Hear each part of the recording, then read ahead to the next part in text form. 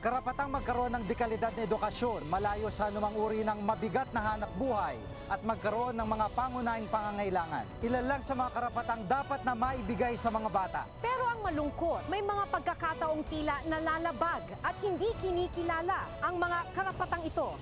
Sa ikatlong pagtatanghal ng sektor, puntahan natin ang mga lugar kung saan matatagpuan ang mga pinakamahihirap na bata sa bansa. Siyasatin ang mga dahilan kung bakit sila ang itinuturing na ikatlong pinakamahirap na sektor sa ating lipunan.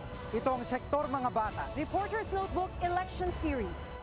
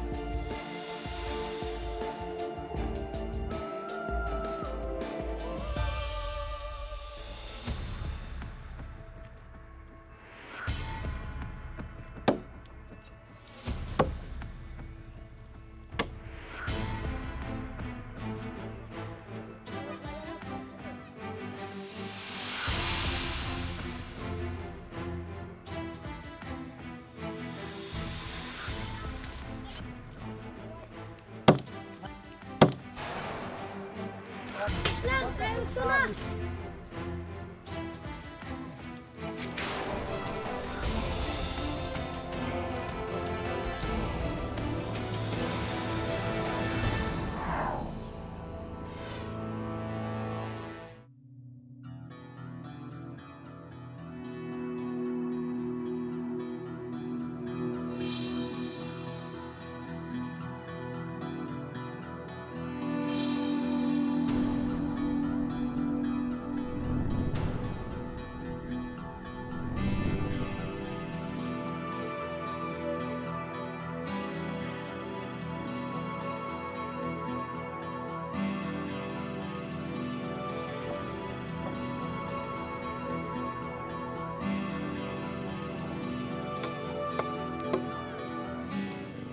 Ito ang Barangay Valentina sa La Paz, Agusan del Sur sa Mindanao.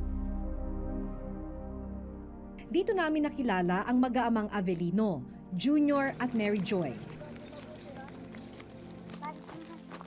Magkakasama nilang tinatahak ang matarik na kabundukan ng La Paz para marating ang kanilang destinasyon. Ang mga trosong kanilang iniipon upang ibenta. Naglakad lang kami, ma'am. 12 kilometers, ma'am. Siguro mga 7 hours siguro. Kaya kahit hindi makuan yung kahirapan, so makaya na lang.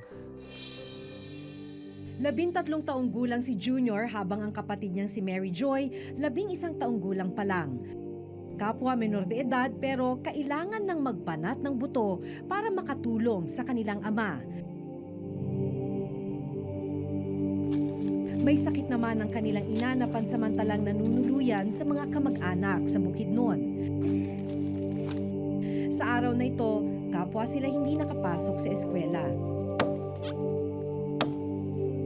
Itong anak ko, sabi ko, huwag ka muna mag-aral, tulungan muna ako. So, masakit ng katawan ko. Sabi niya, gusto kong mag-aaral. Sabi ko, pag makabigas na tayo, bago ka mag-aral. Sa isang bahagi ng gubat, bumungad sa amin ang ilang falcata tree. Magkatuwang na namutol ng puno ang mag-amang Avelino at Junior.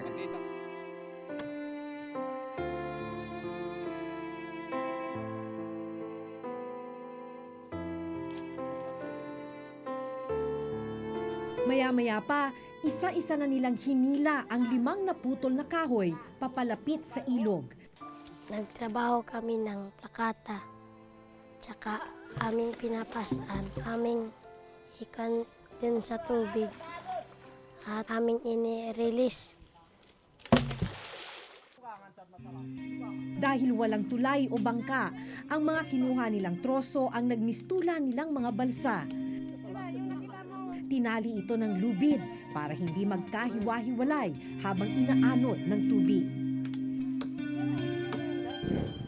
Nakapoy ako, bumalik pa ako, hikot na sabo, tayo na sa umayam. Pero kung tutuusin, biyaya pa raw na maituturing ang ilog.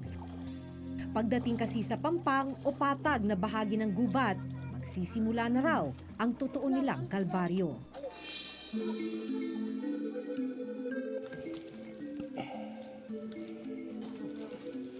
Isa-isang pinasa ni Junior ang nakuha nilang mga troso. Sa mura at payat niyang pangangatawan, mahirap isipin kaya niyang buhatin ang mga troso na tinatayang 50 kilo ang bigat.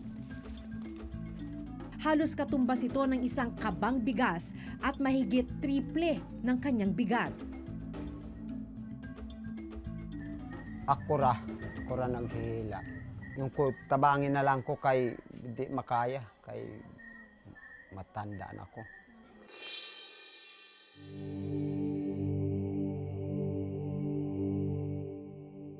Mahirap kasi ang bigat ng aking dala.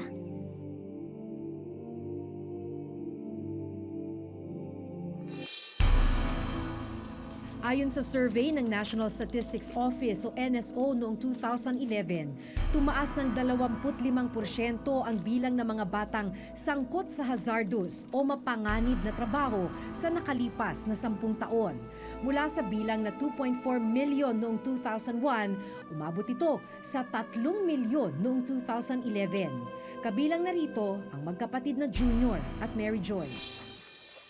Pag yung bata ay threatened by a hazard, yung right niya to survive ay wala na kasi posible siyang maaksidente.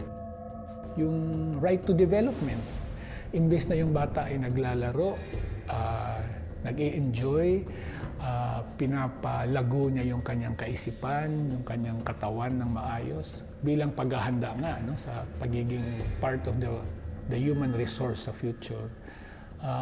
Wala na yun dahil yung oras niya nauubos na lang sa pagsasakripisyo. Patabang! Tabang! Paspas! Ang ating pamahalaan ay tumutugon sa problema ng child labor. Isa pa sa mga proyekto ng Department of Labor and Employment ay yung tinatawag naming kasama o kabuhayan para sa magulang ng batang manggagawa. At ito ay nagbibigay tulong pangkabuhayan sa mga magulang at maging sa mga kapatid, nakatatandang kapatid ng child laborer. Pero tila hindi pa naaabot ng programang ito ang pamilya ni na Junior. Hanggang ngayon kasi, wala pang regular na hanap buhay ang kanyang ama. Dati-rati may katuwang din daw silang kalabaw sa paghila sa mga troso. Pero dahil mahina na ito dahil na rin sa katandaan, si Mang Avelino at kanyang mga anak na ang sumalo sa kanyang trabaho.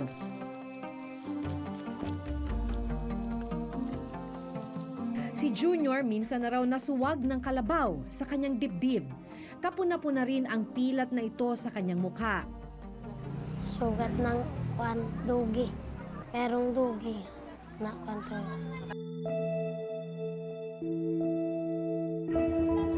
Dapit hapon na nang makarating ang mag-aama sa bayan ng La Paz. Dito nakatira ang isa sa mga buyer ng troso. Ang 5 piraso ng troso, katumbas ito ng 720 piso. 26. Mo ni siya ang kibali, halin na niya, 720. Pero dahil inaabot ng 5 araw bago sila makaakyat at makakuha uli ng troso, pumapatak na 100 kada isang araw lang ang kanilang panggastos para sa isang buong linggo. Bili kami 1 kilo, saka asin, bitsin. Isang araw yung 1 kilo, so sabi ko, ubusin na natin sa pagtanghali, wala na. 3, sabi ko 3. Tag isang lang, 3 yung 1 kilo. Kung Kung si Mang Avelino lang daw ang masusunod, nais niyang mapagtapos kahit high school man lang ang kanyang 8 anak. Pero sa kasalukuyan daw nilang hanap buhay, tila malabo pa raw ang kanyang mga pangarap. Yung anak ko, sabi ko magtatrabaho muna kayo. Hindi. Grade 6 lang, walang nag-high school. Wala, ma'am. 2, grade 6. Sabi ko magtrabaho na muna kayo. Hindi na kaya. Kahit kursunada nga mag-aral, pero sa akin ang may cash, walang kaya. Kung may makatulong, gusto ko sana, ma'am, may anak ko nga. Pero sa akin lang, hirap, ma'am. Hindi ko kaya.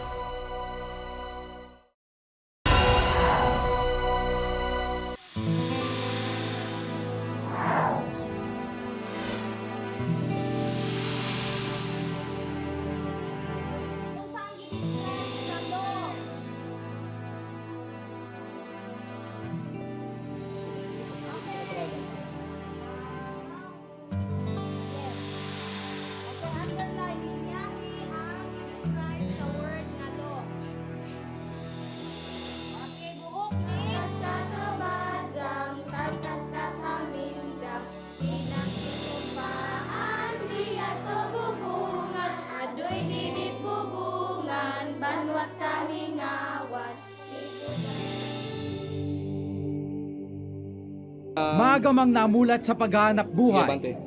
Sinisikap ni na Junior at Mary Joy na makapasok sa Lope Cortes Elementary School sa Agusan del Sur.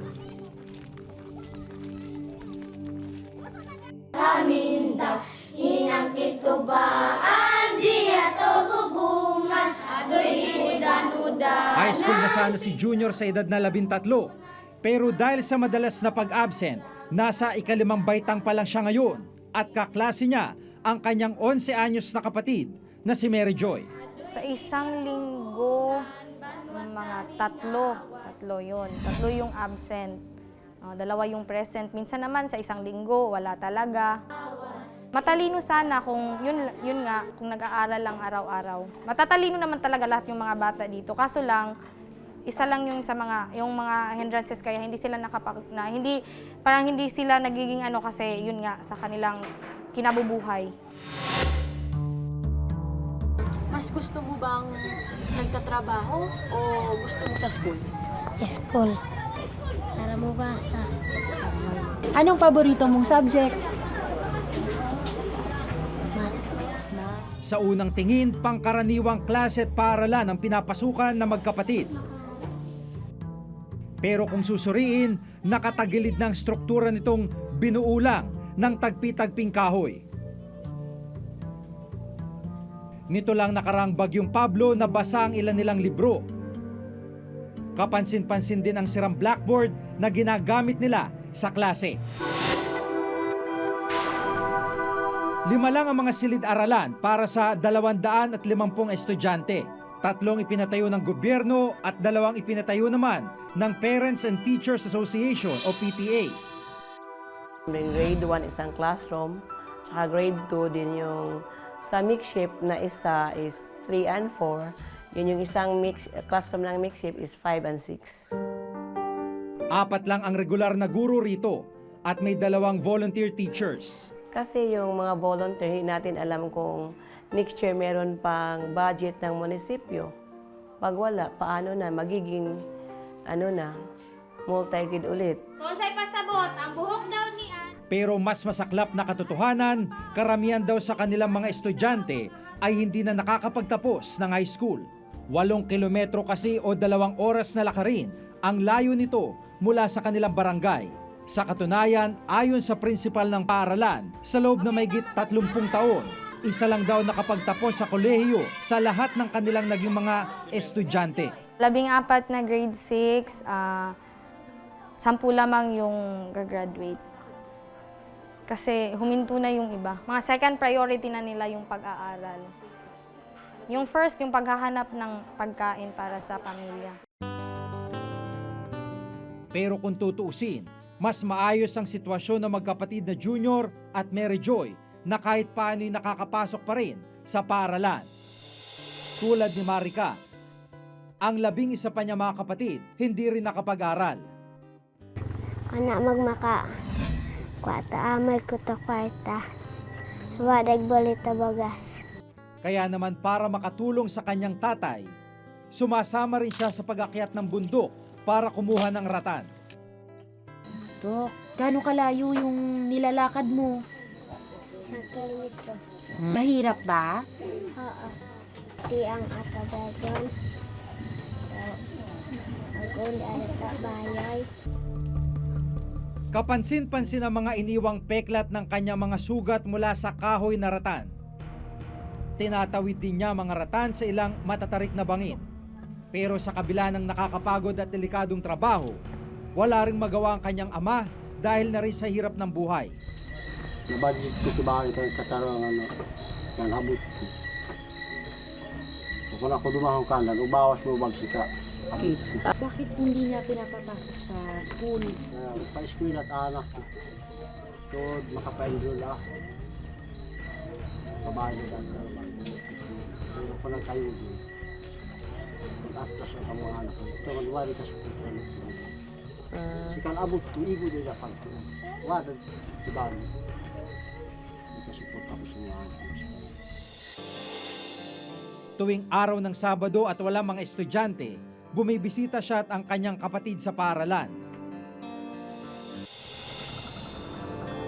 Ayon sa ulat ng NSO noong 2011, 6 na milyon sa tinatayang 39 na milyong Pilipinong may edad 6 hanggang 24 ang out-of-school youth, katulad ni Marika.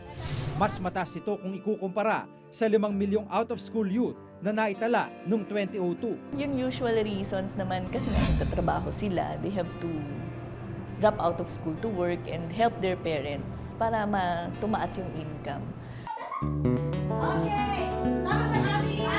Taong 2007 na maglunsad naman ang Department of Education o DepEd ng isang pambansang programang naglalayong gawing literate ang mga kabataang Pilipino. Yes. Tinawag itong Basic Education Sector Reform Agenda o BESRA.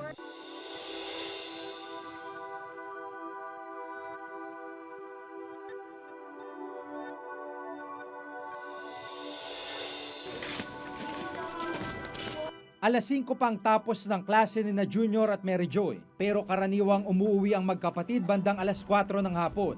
Sabi ko kay teacher, umuwi na po kami, tsaka magiging pa kami. Hindi madali ang proseso ng pagkuha nito dahil kailangan nilang bumaba ng bangin para sumalok ng tubig sa bukal. Ba delikado yung pinag-iigaban nyo? Sobrang taas. Hindi lang, Kaya? kaya na po. Ayon sa lokal na pamahalaan, may plano raw sila magpatayo ng linya ng tubig sa La Paz sa susunod na taon.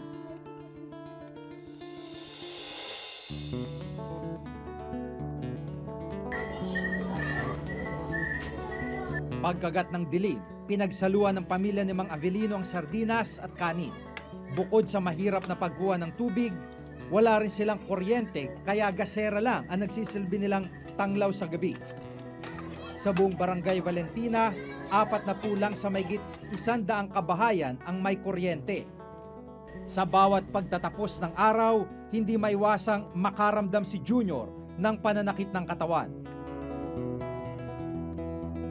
Hapong-hapuman mula sa maghapong pagtatrabaho, tila maaninag pa rin ang liwanag ng pag-asa. Anong gagawin mo sa 50 pesos mo? Bili ng papel, lapis.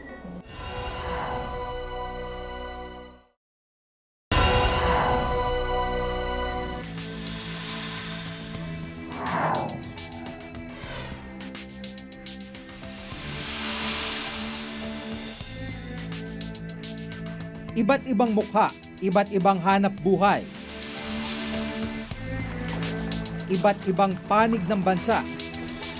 Sa loob ng 8 taon, hindi na mabilang ang nagawa naming istorya tungkol sa karapatan ng mga bata. Pero bakit nga ba tila siramplakang paulit-ulit ang masaklap na kwento ng kahirapan at maagang pagbabanat ng buto ng ilang kabataan.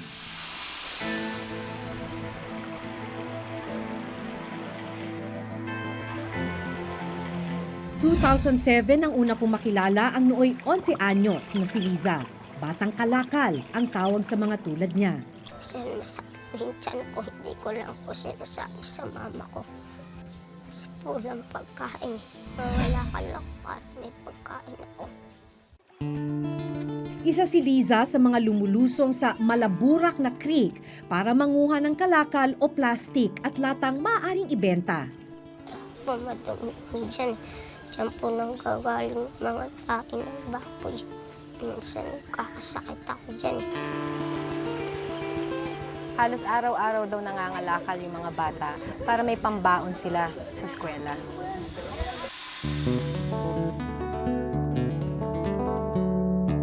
Kadalasang gutom at walang baon si Liza kapag pumapasok sa paaralan. Pero sa kabila nito, hindi siya lumiliban sa klase dahil sa kagustuhan niyang makapagtapos.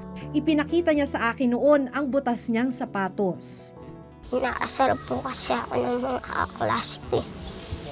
Ano sinasabi nila sa iyo? Butas daw yung sapatos ko. Minsan walang nakukuha eh. Wala po akong baon. Pumapasok pa rin po ako, tapos nagbabaan ng kanin. Sira man ng sapatos at maging ang ginagamit niyang lumang bag at notebook, desidido si Liza na makagraduate.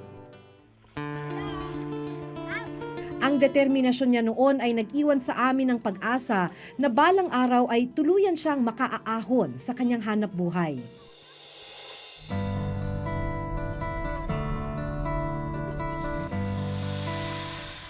Matapos kasing ipalabas sa reporter's notebook ang kanyang kwento, dumagsa ang nais tumulong kay Liza.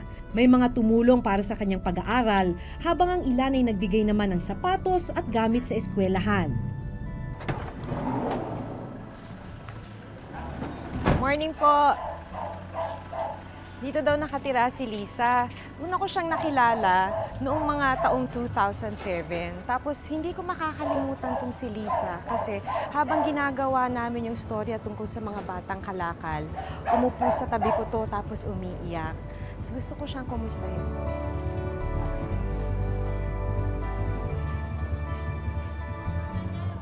Good morning! Si Liza po. Ay, kumusta po? Lisa! Ano lang yan? Ba't ang laki-laki mo na? Kumusta ka? Bakit? 17 taong gulang na ngayon si Liza. Napuno ng halakhak at tuwa ang muli naming pagkikita matapos ang 6 na taon. Kumusta kayo, Nay? Kumboy, kumusta kayo? Pero hindi rin nagtagal ang aming kasiyahan dahil sa isang malungkot na balita. Hindi na nakatungtong ng high school si Liza. Bakit ka tumigil? Yung nga lang ako nawala ng pag-asa sa kanya nung tumigil siya. Trabaho po kasi si mami. Trabaho ako. Sabi ko, ano, Liz? Pasok ko po na masuwag po sa bahay. Naiiyak tuloy ako. Kasi, sorry. Naiiyak naman ako, Nay. Kasi ako, alam mo yun, sir, di ba? Nalungkot ako nung sinabi sa akin na. Para ako nang hina. Kaya Nung sabi nga sa lang akin, grade 5, tumigil na si ano. Hinayang sa grade talaga 5. ako. Sabi ko, bakit?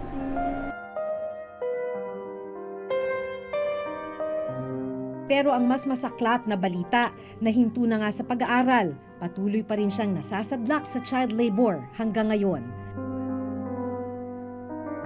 Mula sa maruming bura kung saan namin siya natagpuan noon, minsan na rin siyang nagtrabaho sa isang construction site at ngayon tumutulong naman siya sa kanyang ina sa pamamasukan bilang kasambahay.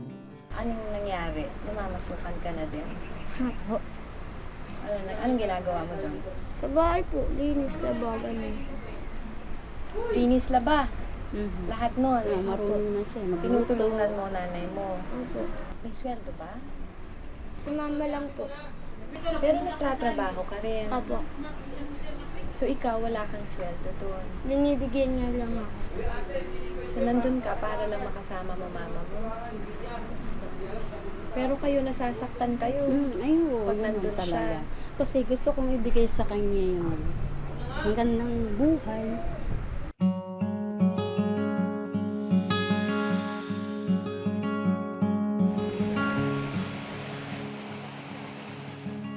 Binalikan din namin ang mismong ilog kung saan siya nangalakal ng basura noon. Dito, ilang bata pa rin ang inabutan naming lumulusong sa tubig. Kabilang na ang pinsan niyang si Angelo, 9 na taong gulang. Maliliit na isda naman ang kanilang hinuhuli para maibenta. Tila mga bagong henerasyon ng mga batang kalakal na nakilala namin, 6 na taon na ang nakararaan. Kaya nga, nagagalit nga ako dyan isang nung punta rito sa ilog, ang lakas-lakas ng ilog sa mga ngalakal dito. Sabi ko, pag nadisgrasya ka dyan, sabi ko ganun. Kumbaga parang ngayon, gusto ko yung tutukan yung pag-aaral lang eh. Pero hindi, matigas ulo. Gusto niya mga lakal eh. Kaya pinababayaan ko na lang. Makalipas ang ilang taon, masaklap isiping tila sinlabo pa rin ng tubig sa ilog ang kinabukasan ni Liza at ng kanyang pamangkin. Pero may dala pa rin naman siyang magandang balita.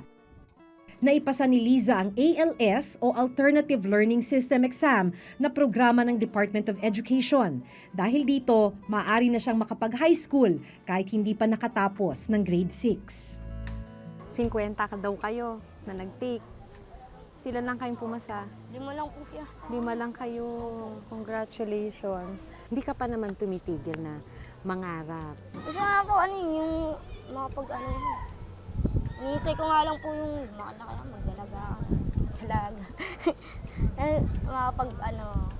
Ibang bansa, ganun. Para, kasi sabi niya, kasarawan ng ate ko gano'n ka na lang. Ibang bansa na lang para mapatayo na natin, bahay natin na to. Palaki natin. So, gusto ko ganun. Kumbaga parang kahit sa kanila, biro lang. Parang niisip ko, story.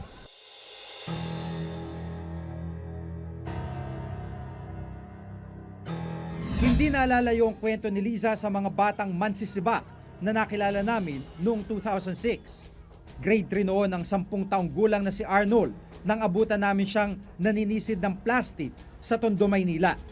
Nangangalakal din ng basura ang kanyang ama noon habang tagaigib naman ng tubig ang kanyang ina. Kaya naman kinailangan niyang tumulong sa murang edad para may pagpatuloy ang kanyang pag-aaral. Anong gusto mong maging paglaki mo? Gusto mo makapag-aral? Doktor po. Para rin po makatulong ako.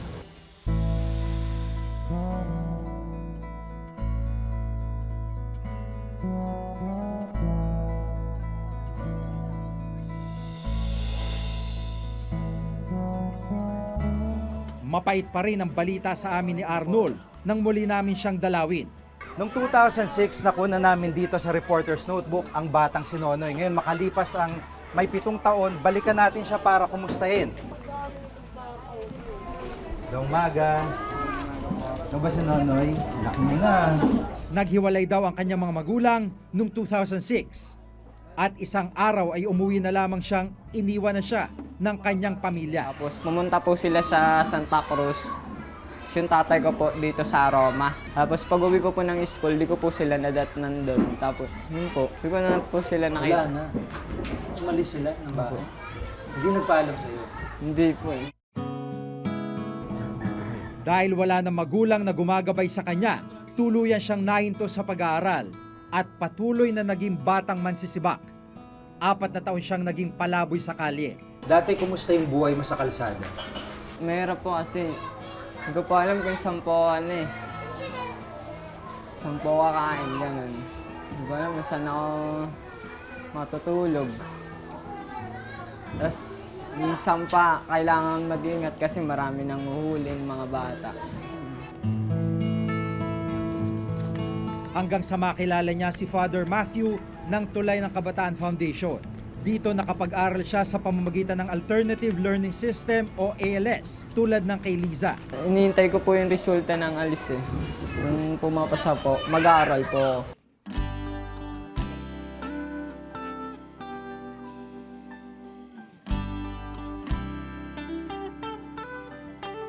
Habang hinihintay ito, nag-volunteer muna siya bilang caretaker ng foundation sa May Vitas, Tondo.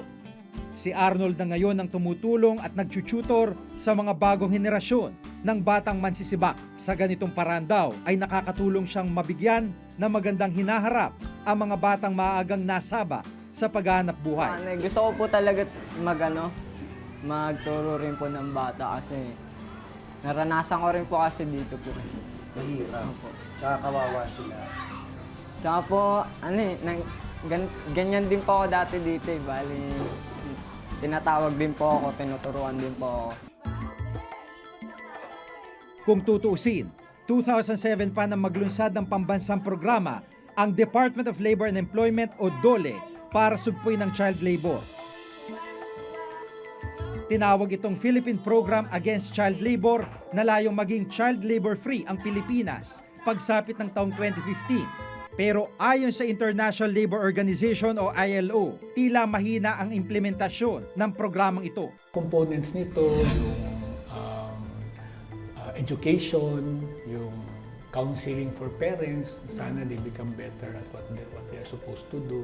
Livelihood, para ma-address nga yung poverty na nasa ugat ng child labor. Tapos yung enforcement ng laws, no? Yung isang weakness yan sa bansa natin, merong batas.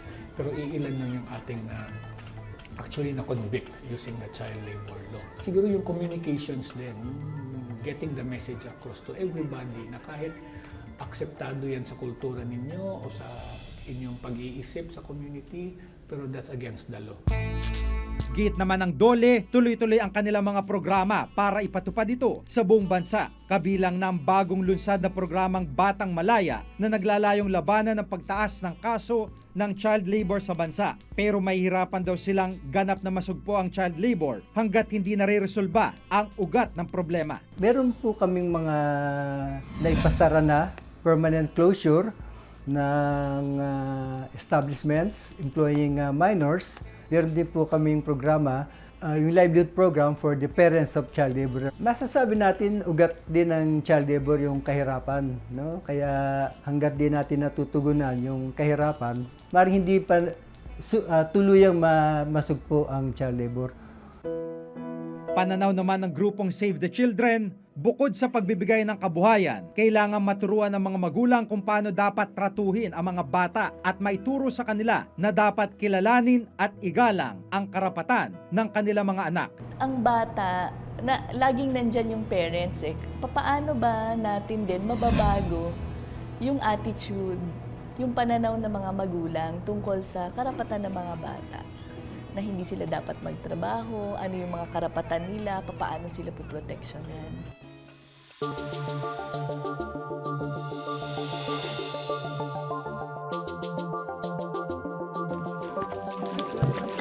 Ilang taon mula ngayon, maaari naming balikan at muling kumustahin sina Junior at Mary Joy, ang magkapatid na nagbubuhat ng troso sa Agusan del Sur. Gayun din si Marican na hindi nakatungtong sa paaralan at maagang namulat sa pagbubuhat ng ratan. Masarap isipin na sa mga panahong iyon, magandang pagbabago naman ang aming maabutan.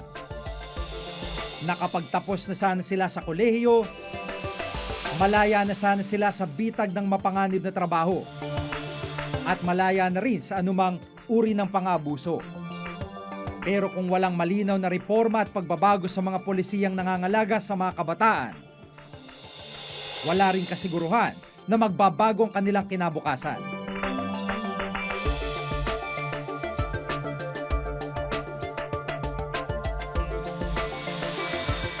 Ako, si Maki Pulido. Ako si Giga Manicad at itong nakatala sa aming Reporter's Notebook.